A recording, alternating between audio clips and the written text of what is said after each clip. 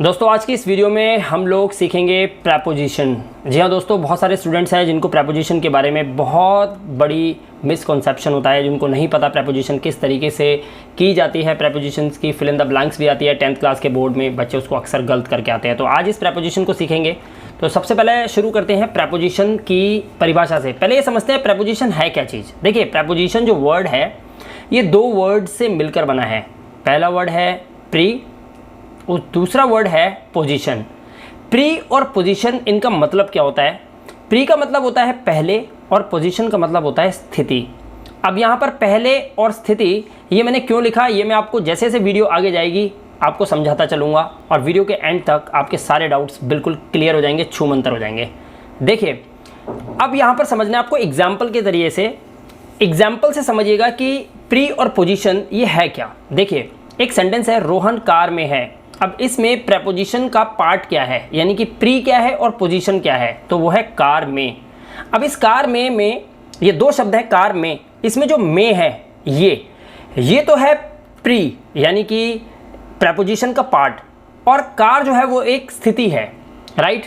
तो ऐसी स्थिति के अंदर हमें क्या करना होता है, जब हम इसकी इंग्लिश बनाएंगे तो हमें मे की इंग्लिश पहले लगानी होगी और कार की बाद में। और इसीलिए मैंने यहाँ पे लिखा है कैंची चलाओ। जब भी प्रेपोजिशन आप सेंटेंस के अंदर बनाओ तो आपको कैंची चलानी पड़ेगी। आप देख रहे हैं ना, ये कैंची आपको चलानी पड़ेगी। कैसे? देखिए एग्जांपल। अब एक सेंटेंस लिया, रोहन कार में है। अब जब हम इसकी इंग्लिश बनाएंगे तो इंग्लिश यही बनेगी ना, रोहन इज इन कार। अब यहाँ पे देखो मे की इंग्लिश कहाँ चली गई और कार की कहाँ चली गई, तो चल गई ना कैंची। तो जब भी आप प्रेपोजिशन को फॉलो करेंगे सेंटेंस के अंदर तो वहाँ पर आपको कैंची चलानी है, यानी कि प्री को पहले लिखना है और स्थिति को प्री के बाद यानी कि बाद में लिखना है। तो अब हम चलते हैं आगे की तरफ। प्रेपोजिशन हमारा ये पार्ट है जो हम आज सीख रहे हैं। इसमें कैंची चलाने की प्रक्रिया कैसे काम करती है उसको पहले मैं समझाता हूँ आपको। अब बड़े ध्यान से इस वीडियो को देखना। आपको बिल्कुल इनिशियल स्टेज पे बच्चे को ना जैसे सिखाया जाता है ना, बिल्कुल वैसे बता रहा हूँ आपको। और धीरे धीरे हम सारी प्रेपोजिशन कवर करने वाले हैं। देखिए, किताब मेज पर है, ये एक सेंटेंस है। इसमें देख सकते हैं मेज टेबल, यानी कि जब आप इंग्लिश बनाएंगे तो टेबल आएगा बाद में और पर की इंग्लिश यानी कि ऑन की इंग्लिश पहले आ जाएगी, तो इंग्लिश बनेगी ऑन टेबल, राइट। एग्जाम्पल देखते हैं इसका, यहाँ पे कैंची कैसे चलेगी। ये देखिए, ये है एग्जाम्पल। अब एग्जाम्पल देखिए, किताब मेज पर है तो इंग्लिश बनेगी the book is on the table. अब यहाँ पर देखो, हिंदी में तो मेज पहले लिखा हुआ है, पर को बाद में लिखा है, लेकिन जब इंग्लिश है तो इंग्लिश में ऑन पहले आ गया और द टेबल बाद में आ गया। इस तरीके से आपको कैंची चलानी है, आगे पीछे करना है इनको। एक एग्जाम्पल और देख लेते हैं। यहाँ पर है पैसा बच्चों में बांट दो। बांटना मतलब क्या होता है? डिस्ट्रीब्यूट करना, राइट। तो पैसा बच्चों में बांट दो, इसमें बच्चों की इंग्लिश बाद में आएगी और मे की इंग्लिश पहले आएगी। अब यहाँ पर कैसे बनेगा कैंची चलाएंगे, तो एग्जाम्पल देखते हैं। एग्जाम्पल है distribute money among the children. पैसा बच्चों में बांट दो। अब देख रहे हो आप, अमंग को पहले लिखा और द चिल्ड्रेन को हमने लास्ट में लिख दिया। तो आई होप कि आपको एटलीस्ट इतना तो वीडियो में पता चल गया कि प्रेपोजिशन की जब इंग्लिश बनाते हैं तो उसमें प्री और पोजीशन इन दोनों को इधर उधर करना होता है, यानी कि कैंची चलानी होती है, तभी हमारा सेंटेंस बनता है प्रॉपर, राइट। अब हम यहाँ पर एग्जाम्पल से समझेंगे। सबसे पहले हम प्रेपोजिशन लेते हैं ऑन। ऑन को समझते हैं। देखिए, ऑन का मतलब क्या होता है? ऑन का मतलब होता है पर, लेकिन इसको कैसे लगाना है, कहाँ लगाना है, इसके लिए कुछ एग्जाम्पल मैं आपको दिखाता हूँ। सबसे पहले आप समझिए, किसी चीज़ के सरफेस को दिखाने के लिए यानी कि सतह को दिखाने के लिए, जैसे पेन मेज पर है। अब ये पेन मेज पर है, इसमें प्री और पोजीशन क्या है? मेज पर, यानी कि पेन की स्थिति है जो मेज पर है। किस स्थिति में है ये पेन मेज पर? देखें, ये देखिए, ये इस स्थिति में पड़ा हुआ है। आप यहाँ पिक्चर देख सकते हैं, एक मेज है जिस पर ये पेन पड़ा हुआ है, तो सरफेस पे टच है ना, पेन जो है मेज के सरफेस पे टच है। तो जब इंग्लिश बनाओगे तो इंग्लिश कैसे बनेगी? The pen is on the table. The pen is on the table, right. अब आप देखिए, वह छत पर है। अब ये वह छत पर आ गया। अब देखिए कैसी स्थिति है। ये लड़का आप देख रहे हैं वीडियो के अंदर, इस पिक्चर में ये लड़का छत के ऊपर बैठा हुआ है, तो वह छत पर है। इंग्लिश कैसे बनेगी? He is on the roof. देख पा रहे हैं आप कितना ईजी है? ओके, नेक्स्ट सेंटेंस देखते हैं।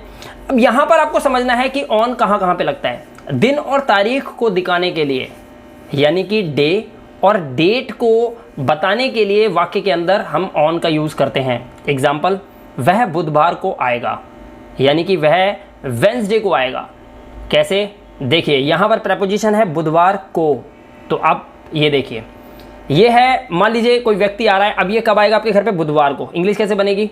He will come on Wednesday. On Wednesday, देख पा रहे हैं आप ध्यान से? ओके, एक सेंटेंस और देख लेते हैं। वह मुझसे 25 को मिले थे, यानी कि वह मुझे 25 तारीख को मिले थे, यानी कि 25 को, 25 की डेट है, 25। अब डेट आ गई तो डे और डेट के लिए हमें ऑन लगाना होता है। तो किस तरह से बनाएंगे हम? कैलेंडर के हिसाब से। देखिए, दे मेट मी ऑन 25। इस तरीके से आप इस सेंटेंस को फ्रेम कर सकते हैं। ऑन के ये एग्जाम्पल्स आपको मैंने अभी दिखाए, राइट। अब देखिए आप ऑन के कुछ एग्जाम्पल्स और, किसी डिवाइस, यंत्र या मशीन को दिखाने के लिए। फॉर एग्जाम्पल देखते हैं इसका। वह फोन पर बात कर रहा है। किस पे बात कर रहा है? फोन पर। तो फोन क्या है? एक यंत्र है, एक मशीन है। अब ये देखिए, अब ये व्यक्ति क्या कर रहा है? ये व्यक्ति बात कर रहा है फोन पे। तो इंग्लिश कैसे बनेगी? इंग्लिश बनेगी he is on the phone. वह फोन पर है, या सेंस होती है फोन पर बात कर रहा है, इस तरीके से, राइट। एक सेंटेंस, शो का प्रसारण टेलीविजन पर किया जाएगा। शो का प्रसारण टेलीविजन पर किया जाएगा। देखो, टेलीविजन पर, ये है प्री और पोजीशन। यहाँ पे प्री है पर, और पोजीशन क्या है? टेलीविजन। देखिए, ये व्यक्ति देख रहे हैं आप कैसे लेट के टीवी देख रहा है, मैच देख रहा है। ये तो शो का प्रसारण हो रहा है और ये लेट के देख रहा है। सेंटेंस कैसे बनेगा? The show will be telecasted on television. ये एक पैसिव सेंटेंस है। The show will be telecasted on television, हमें फोकस करना है ऑन पर। देख पा रहे हैं? इस तरह से भी आप सेंटेंस को फ्रेम कर सकते हैं। अगर मान लीजिए आपके मोबाइल पर आप कोई वीडियो देख रहे हैं, तो आप बोलेंगे I am watching the video on mobile screen. आप कुछ समझ पा रहे हैं? इस तरह से आप देख सकते हैं। नेक्स्ट, ऑन का और भी यूज होता है, जैसे बॉडी के पार्ट को दिखाने के लिए। अब ये बॉडी के पार्ट को दिखाने के लिए कैसे होता है, मैं आपको एग्जांपल से समझाता हूं। देखिए, मेरी माँ ने मुझे माथे पर चूमा। मेरी माँ ने मुझे माथे पर चूमा। कहां पर चूमा? माथे पर। तो माथा क्या हो गया? माथा हो गया आपका पोजीशन, और पर क्या है? प्री।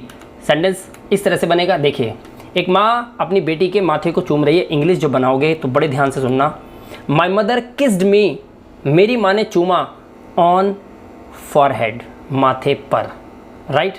तो इस तरह से इस सेंटेंस को आप फ्रेम कर सकते हैं, ऑन फॉरहेड। तो ऐसी चीज़ें, शरीर पर कुछ चीज़ रखना या चूमना, ऐसे सेंटेंस के अंदर भी हमें ऑन का यूज़ करना होता है। एक सेंटेंस और देखते हैं। वह अपनी उंगली पर सगाई की अंगूठी पहनती है। वह अपनी उंगली पर, आप देख रहे हो आ रहा है ना, उंगली पर। तो यहाँ पर सेंटेंस कैसे बनेगा उंगली पर का?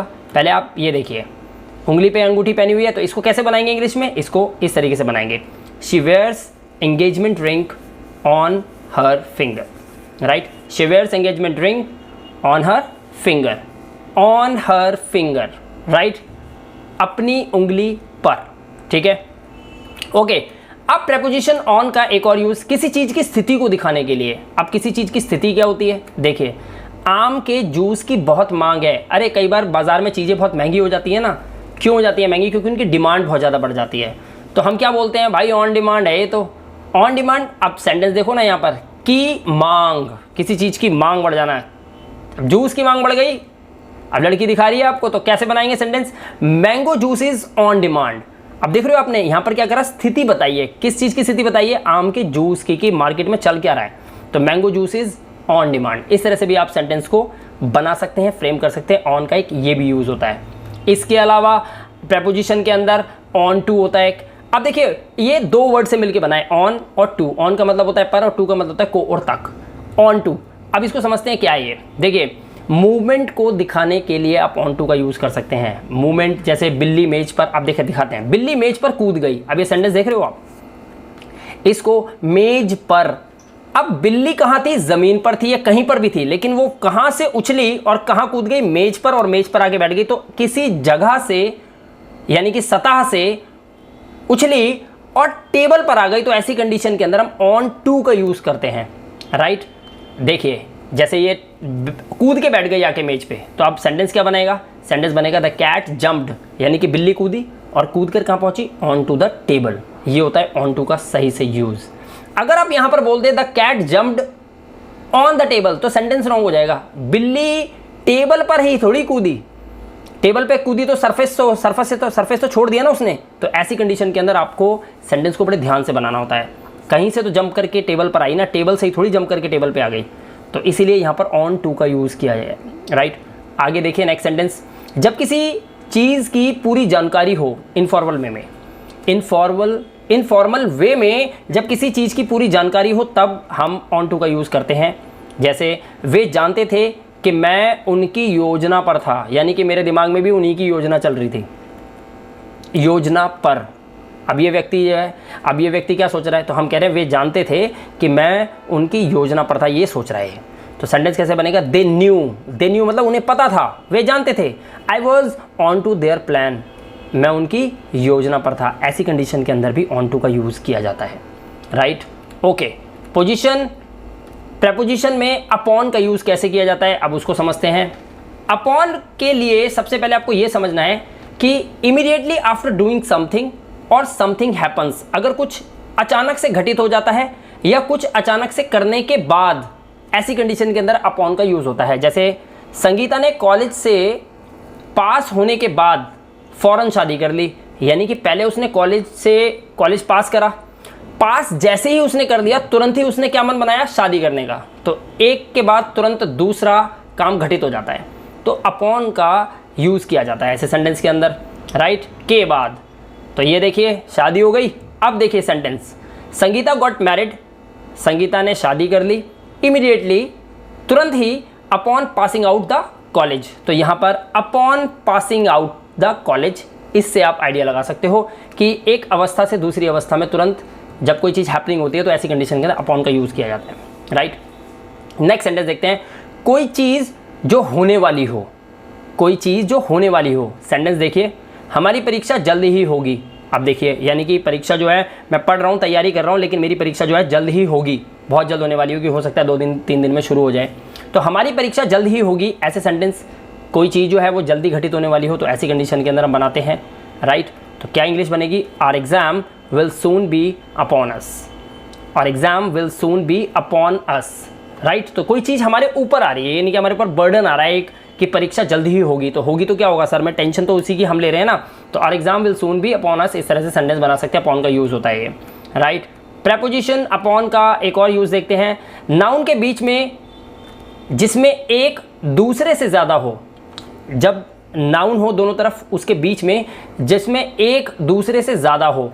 जैसे उन्होंने साल दर साल कड़ी मेहनत की है। अब यहाँ पर फोकस करो, साल दर साल, देखिए ये देखिए, अब ये अंडरलाइन जो मैंने किया है, साल दर साल, इसमें देख रहे हैं पहला साल कड़ी मेहनत की, फिर दर साल का मतलब यह है कि साल पर भी और साल हो गए और कड़ी मेहनत करता रहा। तो उन्होंने साल दर साल कड़ी मेहनत की, इसीलिए नाउन के बीच में जिसमें एक दूसरे से ज़्यादा हो, ऐसी कंडीशन के अंदर अपॉन का यूज़ किया जाता है। सेंटेंस देख लेते हैं कैसे बनेगा, he has worked hard year upon year, he has worked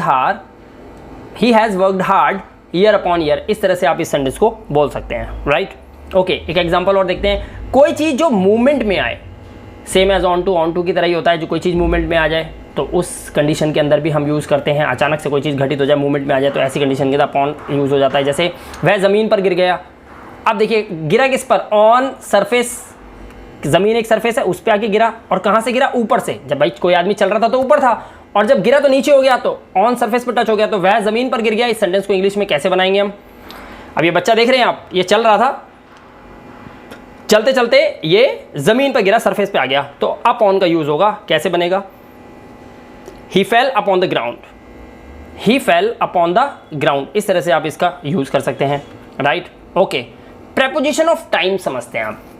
अब ये प्रेपोजिशन ऑफ टाइम को समझने के लिए जरा अपने दिमाग के भट्टे खोल लो, क्योंकि तभी आपको ये समझ में आएगा। लेकिन एक बार इसको सही से इस वीडियो में समझ लिया ना, तो आज के बाद आप कभी इससे रिलेटेड कोई गलती करोगे ही नहीं, आपसे हो ही नहीं पाएगी, आप भूला कर भी भूल नहीं पाओगे इस वीडियो को, ठीक है। ध्यान से देखना, ये है घड़ी और ये है कैलेंडर, ठीक है। प्रेपोजिशन ऑफ टाइम, अब एक बात बताओ, टाइम कहाँ देखते हो आप, टाइम घड़ी में ही तो देखते हो, और घड़ी के अलावा कोई बड़ा टाइम देखना हो तो, जैसे कहते हैं ना यार समय बीत गए तुमसे मिले हुए, यानी कि सालों बीत गए, तो कैलेंडर देखते हो। अब पहले घड़ी की बात करते हैं। देखिए, सबसे पहले आवर्स चेक करने के लिए हम घड़ी को देखते हैं, घंटे, मिनट्स वगैरह, सेकंड्स वगैरह, यही चीज़ तो दिखती है, कुछ और भी दिखाई देता है, यही दिखता है ना। ओके, तो अब आप समझो कि आवर्स, मिनट्स और सेकंड जब आप देखते हो, तो इनके लिए आपको एक प्रेपोजिशन ऑफ टाइम बता रहा हूँ, हमेशा उसको यूज़ करना, आप यूज़ करना एट। क्या यूज़ करोगे, एट। ओके, कैलेंडर के केस में क्या करना होता है, आप देखते हो ईयर, मंथ्स, वीक्स, या फिर आप क्या देखते हो, ईयर मंथ्स वीक्स अगर देखने को मिलते हैं, यानी कि अगर वो चेक कर रहे होते हो या आपके सेंटेंस के अंदर ईयर मंथ्स और वीक आए, तो आपको लगाना है इन, राइट। और अगर आपको डे और डेट दिखाई दे, डे और डेट दिखाई दे, तो आपको ऑन का यूज करना है। यहां पर कौन सी प्रेपोजिशन यूज करोगे, ऑन को। तो अब आपके पास प्रेपोजिशन ऑफ टाइम कितनी हो गई, इन, ऑन और एट, 3 हो गई। चलिए अब एक एक करके सेंटेंस में इनको फिलअप करेंगे और समझेंगे ये कैसे बनाए जाते हैं, ठीक है। Are you ready guys? Okay, शुरू करते हैं। सबसे पहला सेंटेंस देखिए, the class will be held dash Monday. भाई अगर आपके एग्जाम में ये आ जाए ना, the class will be held को तो भूल जाओ, फिल इन द ब्लैंक्स के बाद देखो क्या लिखा है, क्या लिखा है, मंडे। अब मुझे ये बताओ, ये घड़ी से रिलेटेड है या कैलेंडर से रिलेटेड है? भाई मुझे पता है, बड़े अकलमंद हो, ये मंडे है तो मन का डे यानी कि डे हो गया, तो यहाँ पर बाबू ऑन आएगा, क्योंकि डे और डेट के लिए आपको ऑन लगाना होता है, कैलेंडर से रिलेटेड है। नेक्स्ट सेंटेंस देखें, okay, the teacher will see you. भाई टीचर तुमसे मिलेगी, तुम्हें देखेगी, देखेगी मतलब यहाँ पर सेंस है तुमसे मिलेगी। The teacher will see you dash 3 o'clock। क्या है ये 3 o'clock? ये कैलेंडर में देखते हैं क्या, ये घड़ी में देखते हैं। तो टाइम आ गया, आवर्स, मिनट, सेकेंड्स, क्या क्या लगाना चाहिए, ये लगाना चाहिए, नहीं लगाना चाहिए। ओके, तो थर्ड सेंटेंस देखते हैं, the first Olympic game held dash 1924। और एक बात बताता हूँ आपको, जब भी कोई सन आ जाए ना, आंख बंद करके इन लगा दिया करो, क्योंकि ईयर है, ईयर की बात हो रही है, right. The first Olympic game, जो पहली ओलंपिक गेम जो थी वो हुई थी, कब हुई थी, 1924 में हुई थी। हिंदी भी सेम आ रही है, तो यहां पर क्या लगेगा, इन लगेगा। ओके, नेक्स्ट सेंटेंस देखते हैं, आई स्टार्टेड टू प्रिपेयर, माफ करना स्टार्टेड की स्पेलिंग थोड़ी गलत है, बट आप समझ जाइए। I started to prepare for my exams, यानी कि मैंने अपने एग्जाम्स की तैयारी करनी शुरू कर दी डैश अगस्त। अब देखिए अगस्त लिखा हुआ है, अगस्त क्या है, एक मंथ है, तो हम लिखेंगे इन अगस्त। क्लियर हो गया बिल्कुल? ओके, एक सेंटेंस और देख लेते हैं इसी के साथ फिर, the school will remain closed. भैया स्कूल बंद रहेगा, कब बंद रहेगा, डैश सैटरडे। ओके, सैटरडे आ गया तो फिर डे आ गया, डे आ गया तो फिर क्या आएगा, ऑन आएगा। क्लियर हो गया बिल्कुल? आई होप कि आपको इस वीडियो में यहां तक जितना मैंने अभी तक पढ़ाया है एकदम फर्स्ट क्लास तरीके से समझ में आ गया होगा। अगर यहां तक समझ में आ गया है तो प्लीज वीडियो को ना फटाफट अभी जाके लाइक कर दो, ठीक है। और चैनल को पहली बार देख रहे हो ना, सब्सक्राइब जरूर कर देना, क्योंकि धमाकेदार वीडियो प्रेपोजिशन की एक और आने वाली है, बहुत जल्द लेके आ रहा हूं आप लोगों के लिए, ठीक है। ओके, अब हम देखते हैं प्रेपोजिशन ऑफ प्लेस क्या होता है। अब यहां पर 2 चीजें हैं आपको समझनी है, एक होता है इन और एक होता है एट। अब ये इन और एट को कहां लगाना है, किस जगह पे लगाना है, क्योंकि प्लेस तो जगह का नाम तो एक ही होता है भाई, कहीं भी जगह तो जगह ही होती है। आपको कैसे पता चलेगा इन कहां आएगा, एट कहां आएगा, तो उसके लिए समझ लो पहले ये बात, इन लगेगा बड़ी जगहों के लिए और एट लगेगा छोटी जगहों के लिए। पहली बात समझ में आ गई? समझ में आ गई तो वीडियो को लाइक कर देना, ठीक है। उसके बाद समझ लो, इन लगेगा चारों तरफ से घिरा हुआ। अगर कोई चीज चारों तरफ से घिरी हुई हो, जैसे अगर मैं बोलूं I am in my home, तो I am in my home, मैं जहाँ हूँ तो मैं घर में चारों तरफ से घिरा हुआ हूँ, घर के अंदर हूँ ना, तो मैं बोलूँगा I am in my home, right. इस तरह से जब कोई चारों तरफ से घिरा हो, जैसे मैं बोलूँ there is a pen in my pocket, there is a pen in my pocket. अब वो पॉकेट से घिर थोड़ी सकता है, क्योंकि वो पॉकेट चारों तरफ से बंद है और उसमें वो पेन है। तो इस तरह से चारों तरफ से घिरी हुई चीज़ों के लिए इन यूज़ होता है और बड़ी जगहों के लिए इन यूज़ होता है। जैसे मैं बोलूँ आई एम इन दिल्ली, मैं दिल्ली में हूँ, शी इज़ इन कोलकाता, वो कलकत्ता में है, ऐसे, राइट। और एट लगता है छोटी जगहों के लिए या फिर पॉइंट ऑफ प्लेस के लिए। एक काम करते हैं, माथाखोरी ऐसे नहीं करते, सेंटेंस पे आते हैं सीधा। पहला sentence, I am dash canteen dash the school, right. अब सेंटेंस को पहले तो भाई एक काम करो, आप फिल करके देखो अपने मन के अंदर, हो गया फिल, सोच लिया ना। चलो अब देखते हैं कि आपने कितना सीखा। मान लो आई एम डैश कैंटीन, अब ये बताओ कि स्कूल बड़ा या कैंटीन बड़ी? भाई कैंटीन जो है वो स्कूल में ही तो होगी, तो मुझे बताओ स्कूल बड़ा या कैंटीन बड़ा? स्कूल बड़ा। जब स्कूल बड़ा है तो जाहिर सी बात है स्कूल के केस में तो इन आएगा ही आएगा। अब मुझे बताओ कैंटीन क्या है? कैंटीन भी बड़ी है? नहीं, कैंटीन से बड़ा स्कूल हो गया तो कैंटीन है छोटी। पहली बात तो ये हो गई, इसलिए यहां पर एट आना चाहिए, पहली बात। दूसरा, कैंटीन ना एक पॉइंट ऑफ प्लेस है। जैसे कई बार आप अपने स्कूल के अंदर बोलते हो ना कि अरे नीचे हूं मैं यार, बरामदे में हूं, आ जा यहां पर, या फिर बोलते हैं कि अबे कैंटीन में खड़ा हूं, आना तू कैंटीन में, मैं तेरा वेट कर रहा हूं। तो कैंटीन को हम as a point of place mention कर रहे हैं, तो ऐसी कंडीशन के अंदर हम यहां पर एट लगाएंगे और यहां पे लगाएंगे इन। बिल्कुल क्लियर है फंडा, राइट। इसी के साथ दूसरे सेंटेंस पे चलते हैं। They live dash Rajan enclave dash Calcutta. अब ये कैलकाटा क्या है? कैलकाटा एक बहुत बड़ा शहर है, बड़ी जगह है, तो भैया यहाँ तो इन आ गया। अब कैलकाटा में छोटी छोटी बहुत सारे एनक्लेव्स हैं, जिनमें से एक है राजन एनक्लेव, तो ये छोटी जगह हो गई, तो जाहिर सी बात है यहाँ एट आएगा और यहाँ इन आएगा। क्लियर है ना बिल्कुल? Okay next, she is sitting dash the car. अब मुझे एक बात बताओ, कोई कार में बैठा हो तो कार चारों तरफ से बंद होती है कि नहीं होती, खुद ही बता दो। अब ये मत कहना कार के ऊपर सर मेरी 90 लाख की कार है, ऊपर छत है मेरी, वो छोड़ो, ये बताओ चारों तरफ से बंद होती है कार, पैक होती है ना एक तरह से, चलते समय सब बंद रखते हैं, तो अंदर पैक हो गया ना आदमी, अंदर हो गया ना, तो चारों तरफ से घिरा हुआ उसके अंदर कौन है? शी इज सिटिंग, वो बैठी हुई है। कहाँ बैठी हुई है? कार में। तो इन द कार, यार ज्यादा मत सोचो ना। क्लियर हो गई ना बात? ओके। फोर्थ, वी मेट, हम मिले, कहाँ मिले?